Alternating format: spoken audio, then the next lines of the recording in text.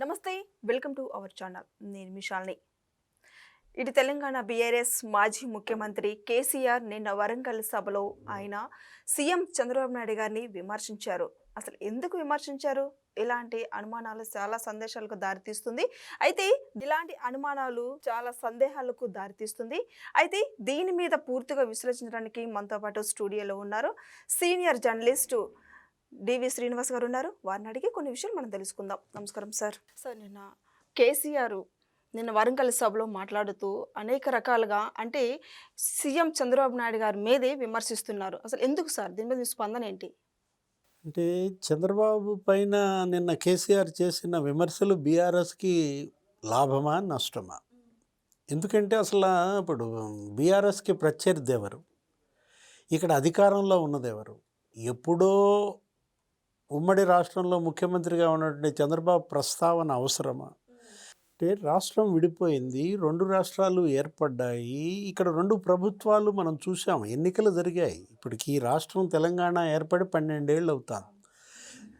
కేసీఆర్ ముఖ్యమంత్రిగా 10 ఏళ్ల పరిపాలన, ఇప్పుడు రేవంత్ రెడ్డి ముఖ్యమంత్రిగా ఇప్పుడు 2 ఏళ్ళు. ఏది వీటిపైన వాళ్ళు మాట్లాడుకోవాలి.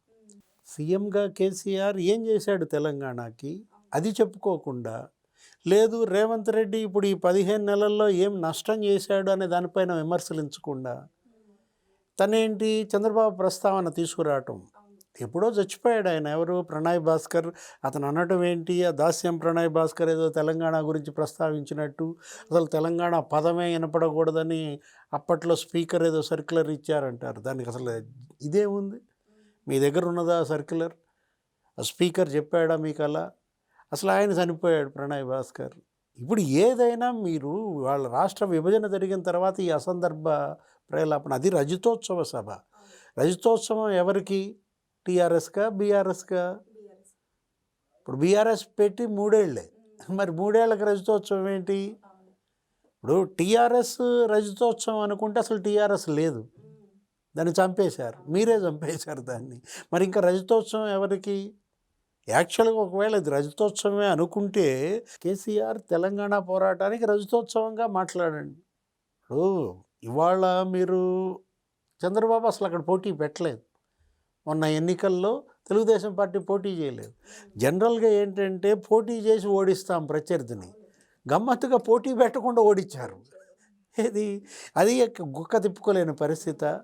ఇప్పుడు ఇవాళ ఇష్యూ ఏంటంటే బీఆర్ఎస్ ఫిట్నెస్, కేసీఆర్ ఫిట్నెస్. ఆయన నిన్న వచ్చారు, హెలికాప్టర్ దిగటానికి ఇబ్బంది పడ్డారు, స్టేజ్ దాకా నడుచుకుంటూ వెళ్ళడానికి ఇబ్బంది పడ్డారు, వెళ్ళేటప్పుడు అదే హెలికాప్టర్ ఎక్కటానికి ఇబ్బంది పడ్డారు. ఆయన్ని మళ్ళా 2-3 ఆయనకి సహాయపడాల్సి వచ్చింది. అంటే మీ ఫిట్నెస్ ఇవాళ ప్రశ్నార్థకం.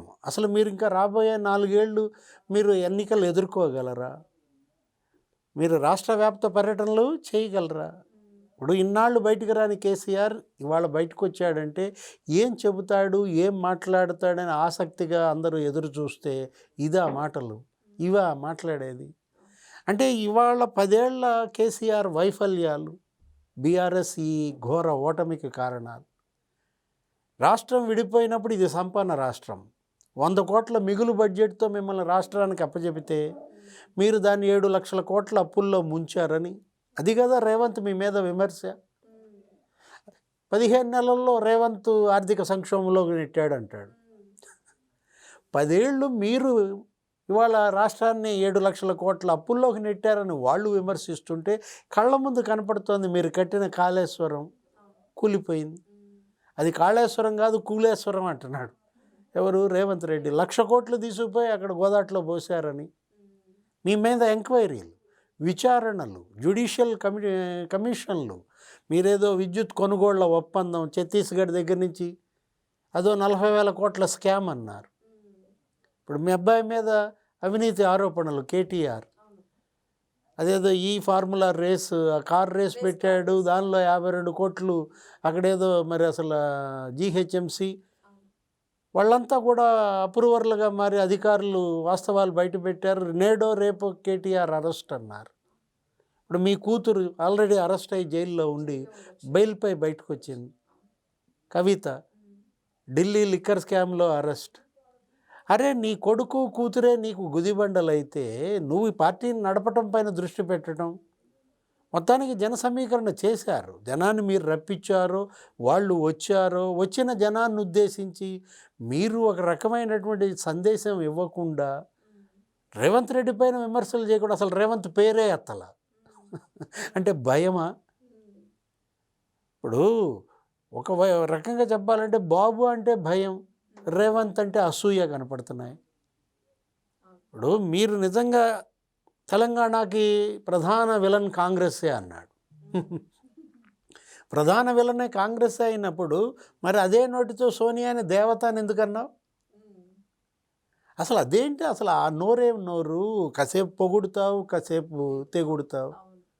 ఇప్పుడు చంద్రబాబు ఇవాళ తెలంగాణ పదం పలకటం ఇష్టం లేదన్నాడు అంటే మరి తెలంగాణలో నువ్వు చంద్రబాబుతో పొత్తెందుకు పెట్టుకున్నావు? మహాకూటమి ఆ రోజు 2009 ఎన్నికల్లో చంద్రబాబుతో కలిసేందుకు ప్రచారం చేశావు, అప్పుడు లేదా ఇది? అంటే కేసీఆర్ చెప్పేది ఇవాళ జనం నమ్మే పరిస్థితి లేదు. ఇవాళ అతను ఏంటి ఏది చెప్పినా జనం నమ్మట్లేదు. ఇప్పుడు తను పోరాటం చేయకుండా మీరు పోరాడండి నేను ఫామ్ హౌస్లో ఉంటానంటే అసెంబ్లీకి ఎందుకు వెళ్ళడు? అదే ప్రశ్నకు ఆయన ఏమంటాడు? మా వాళ్ళు అడిగే ప్రశ్నలకే వాళ్ళు గుడ్లు తేలేస్తున్నారు, ఇంకా నేను వెళ్ళి అడగాల అంటాడు.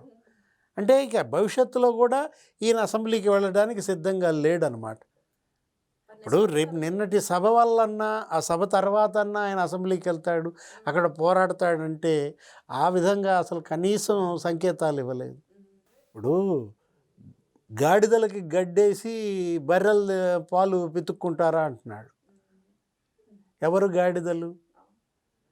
కాంగ్రెస్ వాళ్ళని గాడిదలు అన్నాడా? గాడిదలకి గడ్డేసి బర్రెల్ని పాలు పితికితే అంటే ఇప్పుడు మీకు 10 ఏళ్ళు గడ్డేశారు. ఇప్పుడు ఈ గాడిదలకు కూడా ఆయన భాషలో మనం మాట్లాడితే ఈ గాడిదలకు కూడా 10 ఏళ్ళు గడ్డేశారు. ఏమి వచ్చింది? ఏమి వనగూడింది? 7 లక్షల కోట్ల అప్పుల్లో ఈ గాడిదలు ముంచాయా? ఇప్పుడు మీరు 10 ఏళ్ళు, వాళ్ళకి ఇచ్చింది ఇంకా 15 నెలలే. ఇవాళ గాడిదలకు గడ్డేసి అనే మాట వాడాడంటే ఎవరిని అవమానించాడు? అంటే తెలంగాణ ప్రజలు గాడిదలకు గడ్డేసే వాళ్ళ కనపడ్డారా కేసీఆర్ కళ్ళకి? కత్తి వాళ్ళకిచ్చి నన్ను యుద్ధం చేయమంటారా అని అడుగుతున్నాడు. అంటే కత్తి వాళ్ళకిచ్చి నన్ను యుద్ధం చేయమంటారా అని అంటున్నాడంటే ఇవాళ యుద్ధం చేయాలంటే భయం కనపడుతుంది. కేసీఆర్లో కత్తి లేదనే భయం కనపడుతుంది. మొదటిసారి కత్తి లేని కేసీఆర్ని కళ్ళ ముందు చూస్తున్నాం. అంటే నువ్వు యుద్ధం చేయాలంటే కత్తి కావాలా? ఏ కత్తి ఉందని మరి ఇంతకుముందు యుద్ధం చేశావు? ఇప్పుడు అధికారం లేకపోతే మీరు పనిచేయరా? అధికారం ఉంటేనే మీరు యుద్ధం చేస్తారా? ఇదెక్కడి చోద్యం మనకైతే అర్థం కావట్లేదు. ఇప్పుడు మనం గతంలో చూసాం, ఇవాళ బీఆర్ఎస్కి టీఆర్ఎస్కి అధికారం కలిసి రాలేదు. కేంద్ర మంత్రిగా కేసీఆర్ ఉన్నప్పుడు ఇదే, రాష్ట్ర మంత్రులుగా బీఆర్ఎస్ ఉన్నప్పుడు హరీష్ రావు వీళ్ళందరూ ఇక్కడ రాజశేఖర రెడ్డి క్యాబినెట్లో ఉన్నప్పుడు ఇదే. 10 ఏళ్ళ అధికారంలో ఉండి మీరు తెలంగాణకి ఏం చేశారు? అదేమంటే నిన్నేమంటాడు? ఫెయిల్ ఫెయిల్ ఫెయిల్ అంటాడు. ఉద్యోగాల కల్పనలో ఫెయిల్, మంచినీళ్ళు ఇవ్వడంలో ఫెయిల్, ఇట్లా ఏదో పదే పదే తను ఫెయిల్ ఫెయిల్ అంటూ జనంతో ఫెయిల్ ఫెయిల్ అని చెప్పిస్తున్నాడు. ఇప్పుడు వాళ్ళు అనొచ్చు కదా, ప్రతిపక్షంగా ఫెయిల్, అసెంబ్లీకి రావడంలో ఫెయిల్, పోరాటం చేయడంలో ఫెయిల్, అంటే ఫామ్ హౌస్లో పడుకోవడంలో సక్సెస్సా? అంటే ఇవాళ బీఆర్ఎస్ ఇవాళ బతుకు పోరాటం 3వ స్థానంకి వెళ్ళిపోయింది. తెలంగాణలో ఇవాళ అధికారంలో రాష్ట్రంలో కాంగ్రెస్ ఉంటే కేంద్రంలో బీజేపీ ఉంటే 2 తెలుగు జాతీయ పార్టీలు ఇవాళ తెలంగాణ ఆక్రమించేశాయి. 8 ఎంపీ సీట్లు వాళ్ళు కొట్టారు, 8 ఎంపీ సీట్లు వీళ్ళు కొట్టారు. బీఆర్ఎస్ ఎక్కడ? ఒక్క ఎంపీ సీటు కూడా నీకు లేని పరిస్థితి వచ్చిందంటే ఎందుకు ఈ రజతోత్సవాలు?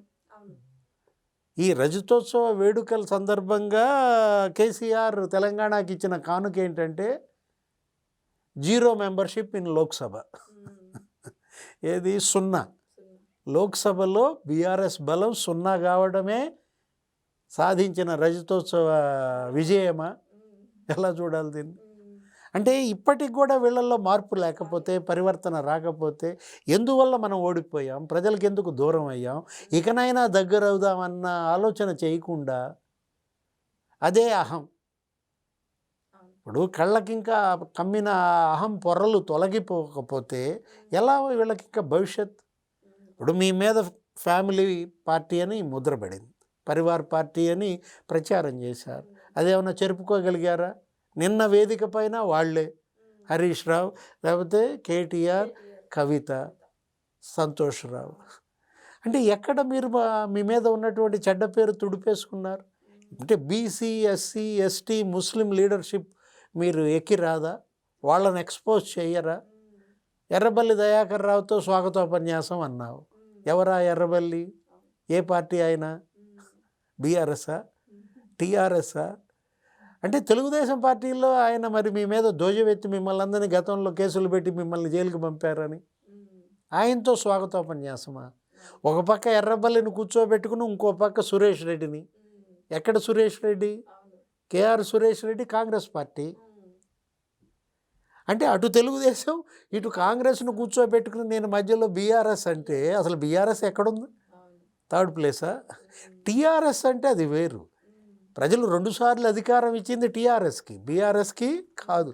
బీఆర్ఎస్ని ఏ ప్లేస్లోకి నెట్టారు? 3rd ప్లేస్లోకి నెట్టారు. ఇప్పుడు 3rd ప్లేస్లో ఉంటారా? 4th ప్లేస్కి వెళ్తారు. నెక్స్ట్ అధికారంలోకి వస్తామంటున్నారు. వస్తారా సార్? నిజమేనా కేసీఆర్ అధికారంలోకి వచ్చేది మళ్ళీ నెక్స్ట్? అంటే ఎలా అధికారంలోకి వస్తారు? రేవంత్ రెడ్డి చేసే తప్పుల మీద మీరు మళ్ళా భవిష్యత్తు నిర్మించుకుందాం అనుకుంటే పక్కాడి బలహీనత నీ బలం కాదు.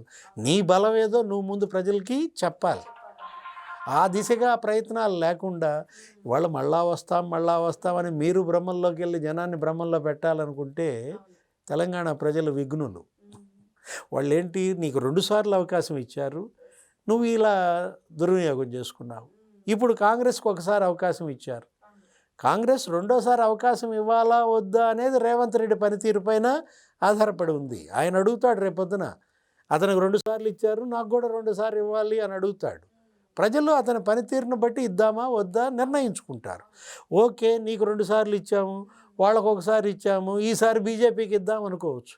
ఎందుకంటే నువ్వు తెచ్చానన్నావు, కాంగ్రెస్ ఇచ్చిందన్నావు, మరి బీజేపీ కూడా ఇచ్చిన వాళ్ళల్లో ఉంది కాబట్టి మరి బీజేపీకి అవకాశం ఇవ్వచ్చు. డబుల్ ఇంజిన్ సర్కార్, అందువల్లే చంద్రబాబు వాళ్ళ 1000 కోట్లు మరి ఆంధ్రప్రదేశ్కి తీసుకెళ్తున్నాడు. అక్కడ ఎన్డీఏ, ఇక్కడ ఎన్డీఏ ఉంది కాబట్టి రాబోయే ఎన్నికల్లో కూడా డబుల్ ఇంజిన్ సర్కార్ కావాలని అడుగుకుంటారేమో తెలంగాణ ప్రజలు.